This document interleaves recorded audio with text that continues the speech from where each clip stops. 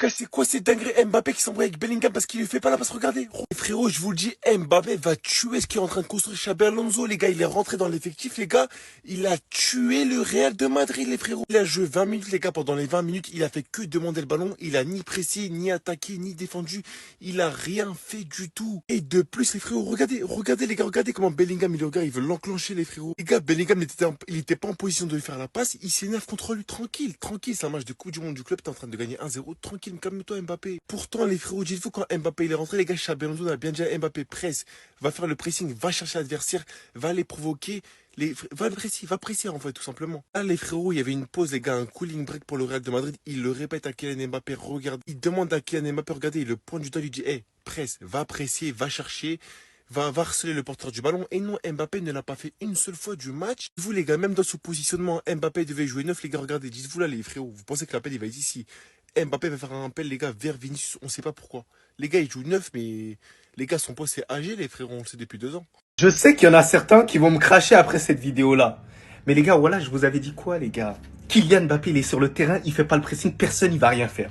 T'as fait quelque chose, personne va rien faire, les gars. C'est moi qui vous le dis. Non, plus sérieusement, les gars, moi, ça m'a fait plaisir de voir Kylian Mbappé là aujourd'hui. Pourquoi? Parce qu'on a senti qu'il était beaucoup plus en forme. Le fait qu'il ait perdu du poids, ça lui a fait énormément de bien. J'ai retrouvé un tout petit peu sa vélocité, sa capacité quand même d'élimination à certains moments. Parce que Kylian Mbappé, il a tendance à bien dribbler grâce à son explosivité. C'est ça qui fait sa force. Et c'est sur ça qu'il doit s'axer et encore plus l'utiliser. C'est ce qui lui permettra d'atteindre les sommets. Mais un détail qui me frustre chez lui, c'est quoi? C'est qu'il joue pas à son poste. Le fait qu'il joue pas à son poste, malheureusement, ça le bride. C'est un joueur qui pourrait être tellement passionnant à voir jouer. Parce que dans le jeu, il peut être grave intéressant, il peut rapporter quelque chose d'autre. C'est pour ça que je dis que Gonzalo doit jouer en tant que numéro 9 et Kylian Mbappé doit avoir un poste en tant qu'ailier. Et vous allez voir que Kylian Mbappé, lorsqu'il aura un poste en tant qu'ailier, il sera beaucoup trop fort. Ce sera une dinguerie, les gars, internationale. Donc pour tous ceux qui disent, non, t'es contre Kylian Mbappé, arrête de mentir. Les gars, non. Je suis contre Kylian Mbappé en tant que numéro 9 et ça ne bougera pas. Kylian Mbappé est un ailier. Kylian Mbappé est un joueur exceptionnel en tant qu'ailier. En lui-même, le joueur qui est rentré là, c'est un joueur extraordinaire qui est en capacité d'avoir un ballon d'or quand il veut. Mais là où il est le plus dangereux, c'est sur un côté et il est bridé et c'est frustrant, les gars. Le Real Madrid qui bat 1-0 la Juventus. J'ai déjà fait le débrief des points positifs. Maintenant, les gars, je vais aborder les points un peu plus négatifs. Déjà, les gars, on commence direct. 0 minute pour Rodrigo ce soir. Et c'est encore une fois qu'il a eu 0 minute. Franchement, les gars, je vous le dis, ça sent pas bon. Ça sent pas bon pour lui et ça sent pas bon pour la suite au Real Madrid. Je pense qu'il va partir. Peut-être Arsenal, peut-être Manchester City, je sais pas. Mais les gars, je pense que là, on vit les derniers instants de Rodrigo au Real Madrid. Ensuite, les gars, je le mets ici, Fran Garcia, parce que là, il est à la limite. Avant, il était complètement à tocard. Et là, les gars, il est presque plus un tocard. Franchement, il fait un bon match ce soir, on va dire. Mais moi, les gars, j'ai encore un peu de mal avec lui. Parce que déjà, sa qualité de centre, elle pue sa grand-mère. Et défensivement, je le trouve toujours pas bon. Après, par contre, dans les efforts, il est tout le temps là. Et avec le ballon, il bégaye beaucoup moins qu'avant. Et les gars, le tout petit problème que j'ai avec lui, c'est qu'en fait, il peut pas faire la différence tout seul. En fait, il peut pas faire la différence tout court, limite. Mais bon, les gars, franchement, c'est encourageant ce qu'on voit actuellement. Après, les gars, Vinicius, franchement, il fait un match ok. Mais les gars, il faut qu'il soit un peu plus sharp. Je sais pas si c'est les conditions météorologiques ou quoi. Mais les gars, il manque un petit bail à ce Vini. Il faut qu'il soit tueur devant la cage, qu'il fasse les bonnes passes, etc. Mais franchement, les gars, ça va. C'était pas catastrophique. Et après, les gars, Kylian Mbappé, c'est pas forcément un point négatif. Mais juste, il est pas encore prêt pour jouer 90 minutes. Et j'espère que Gonzalo sera titulaire au prochain match. Oh, c'est dingue, Kylian Mbappé, les gars, ne tient plus debout à cause de sa maladie. Regardez, il n'arrive même plus, les gars, à marcher. Les frérots, qu'est-ce qui est arrivé à Kylian Mbappé, les frérots? Dites-vous, pendant le cooling break, les gars, Xabi Alonso demandait à Kylian Mbappé d'aller presser, d'aller chercher le porteur du ballon. Kylian Mbappé, les gars, ne répondait même pas. Regardez, les frérots, il a pointé du doigt Kylian Mbappé. Les gars, Mbappé, il bosse à gourde. Les frérots, il était fatigué pendant les 20 minutes qu'il joue. Dites-vous, les gars, c'est le physique de Kylian Mbappé, les frérots, à l'heure actuelle. Regardez, les gars, ses bras, on dirait des ficellos, mon frère. Il l'a grave perdu. Xabi Alonso, les gars, en conférence de presse, qu'est-ce qu'il dit? Kylian Mbappé va mieux, il aura plus d'entraînement et plus de jours de récupération. Il se sentira mieux. Là, les frérots, il est en train de faire un subliminal que Kylian Mbappé actuellement se sent vraiment mal, les gars. Et qu'il l'a fait jouer juste pour lui faire reprendre le rythme parce qu'il est dans un état, les gars. Ça se voit que Kylian Mbappé sur un terrain de foot là actuellement. C'est mauvais pour lui et pour sa santé, les gars, parce qu'il fait n'importe quoi. Sachant, les frérots, que le Real de Madrid, les frérots, espère que Kylian Mbappé acceptera de faire les efforts du pressing, les frérots. Moi, je vous le dis, hein, si Mbappé, les gars, ne fait pas le pressing, quoi, il se sentira mieux en forme. Les gars, au Real de Madrid, il va se passer des dingueries. Voilà, les gars. Mbappé vs Xabi Alonso et Mbappé vs Vinicius, ça va être. Et voilà, ça commence. Il aura joué à peine 20 minutes, que je vois déjà plein de commentaires. Il ne court pas, il presse pas. Dès que Kylian Mbappé est rentré, le Real Madrid a mal joué. Mais Mais faites semblant un peu. Pourquoi toute cette haine envers lui? Pourquoi vous êtes autant investi? Les gars, il sort d'une gastro, il est même pas à 100%. Vous lui demandez déjà des choses qui, limite, il a jamais faites.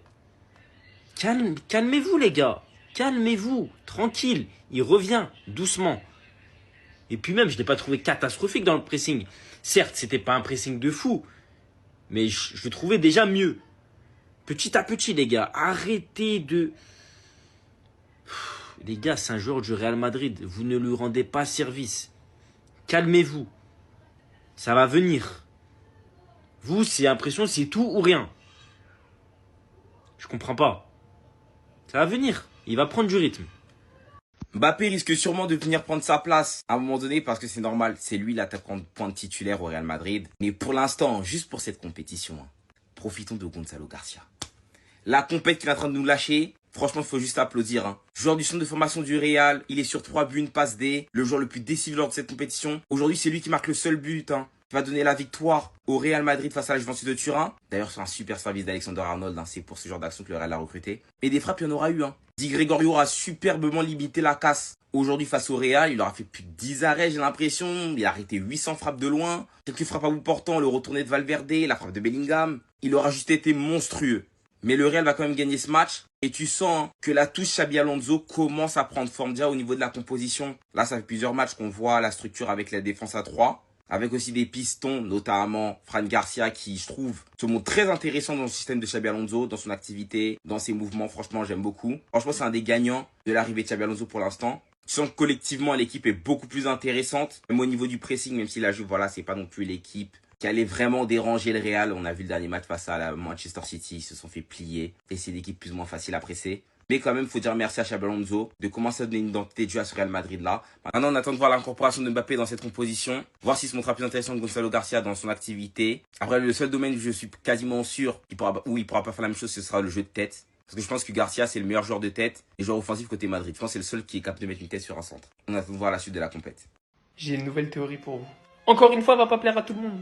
Vinicius va couler sous Xabi Alonso, pendant que Kylian va redevenir l'un des meilleurs joueurs du monde. Oui, parce que je le considère pas comme tel à l'heure actuelle. On regarde les matchs, on s'arrête pas au stade. Vous voulez comprendre pourquoi, selon moi, sous Xabi Alonso, tout va changer? Je vous explique simplement. Ce monsieur nous a montré son schéma de jeu à Leverkusen. Il aime le jeu de position, les joueurs qui permutent, les joueurs qui sont capables d'être polyvalents et qui sont capables d'apporter dans le cœur du jeu. Vinicius est selon moi l'un des meilleurs joueurs du monde, si ce n'est le meilleur joueur du monde sur son côté gauche. Néanmoins, Xabi Alonso, vous voyez depuis Leverkusen, ses joueurs de côté sont ses pistons. Grimaldo, Frimpong. Aujourd'hui au Real, Fran Garcia, Trent Alexander-Arnold. Vous pouvez voir qu'à droite, monsieur n'est pas titulaire et que celui qui fait quasiment tous les centres, les montées sur le côté droit, c'est Trent. Laissant ainsi l'espace libre à Arda Güler de rentrer dans le cœur du jeu. Revenons donc à ces deux loustiques. Kylian est aujourd'hui le numéro 9 du Real. Pendant le match à de nombreuses reprises, on peut voir la composition en phase défensive qui se dessine avec deux attaquants, Vinicius et Gonzalo Garcia.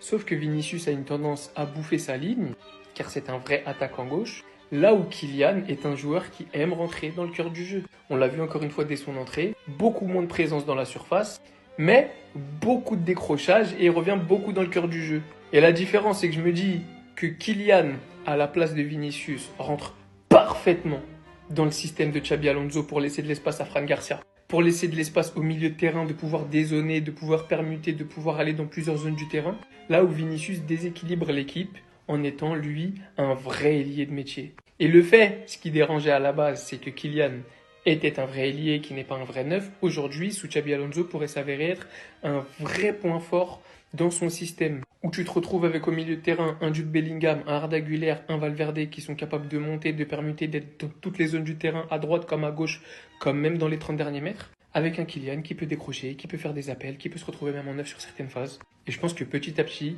Vinicius et Rodrigo vont souffrir de ce système, Kylian va prendre la place, et on revient à ce que je vous ai toujours dit depuis le début, il n'y a pas assez de place pour ces deux hommes au Real. Ça reste qu'une théorie. Je sais qu'il y en a qui vont me dire que c'est parce que je suis barcelonais alors que j'essaie juste d'analyser d'une manière objective et cohérente ce que je vois avec mes yeux, peu importe que ce soit le Real, et si vous êtes un minimum honnête, vous pouvez pas me donner tort sur mon analyse. Peut-être que je me tromperai, mais je dis pas n'importe quoi. Donc je vous invite à me dire ce que vous en pensez en commentaire. On peut en débattre.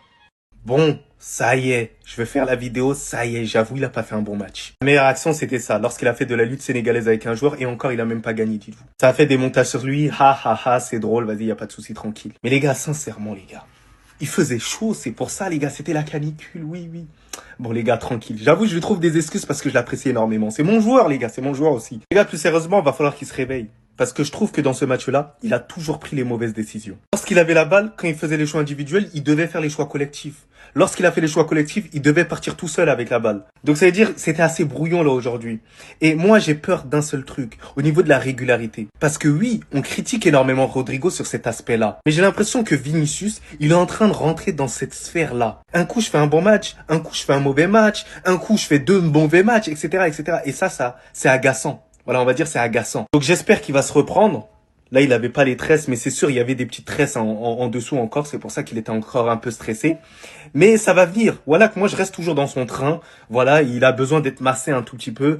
Et voilà, surtout, les histoires qui sont sorties au sujet de ses DM, peut-être que ça tape dans sa tête, les gars. Je vois beaucoup ce genre de commentaires là. Et Rodrigo, et Rodrigo. Vous aimez Rodrigo qui même. La Coupe du Monde des clubs, on a commencé dans des difficultés. Actuellement, ça va là. Contentez-vous du plus important. Après le premier match, on a enchaîné 3 victoires.